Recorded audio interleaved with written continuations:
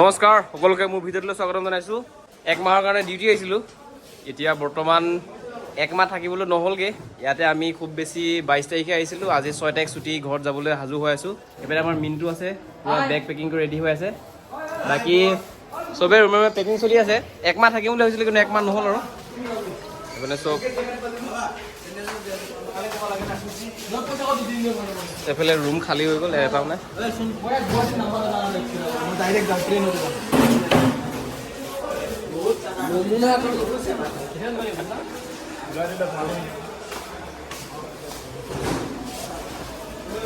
আজি ৰুম খালী হৈ যাব।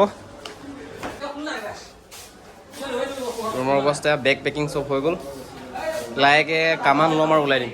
ভিডিঅ'টো একেলগে চাই থাকিব। লাষ্ট ডে আমি আহিছিলোঁ 22 তাৰিখে। 22 তাৰিখৰ পৰা আজি হ'ল 6 তাৰিখ। আজি ফাইনেলি আমি ঘৰত গৈ আছোঁ। মানে ইয়াৰ আগতে ছুটি পাব লাগিছিল, তাৰপৰা ছুটিটো নহ'লগৈ। ইমাৰ্জেঞ্চিলি আমি ডিউটিৰ কাৰণে আহিবলগীয়া হ'ল।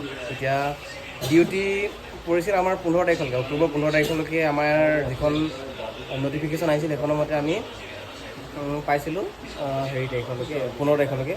কিন্তু ছাডেনলি আৰু এখন নটিচ আহিলে, য'ত ছুটিৰ কাৰণে আমাৰ এপ্ৰুভ কৰিছে। আজি ডিউটি শেষ কৰিলোঁ ইয়াতে। First experience duty. চবেই নিজৰ নিজৰ ট্ৰেইনিং পিৰিয়ড যিমানখিনি ট্ৰেইনিং শিকিলে সেইখিনি ডিউটিত আজি এপ্লাই কৰিলে। আৰু যিমানখিনি ল'ৰা, আমি টোটেল এতিয়া 90 আছোঁ, 90 আমি গৈ আছোঁ। নগাঁৱত হয়, মোৰ ঘৰ নগাঁৱৰ আছে 4-5জনমান, গোটেইখিনি আমি একেলগে যাম। বৰ্তমান টাইমলৈকে কামান অহা নাই, হাথিয়াৰবোৰ যি আছে চব জমা কৰিলোঁ। বাকী ৰুমত আমি 4টা আছিলোঁ। এইপিনে আছে মিণ্টু ঘৰত যাব বহুত সুখী হৈ আছে, নতুনকৈ বিয়া পাতিব।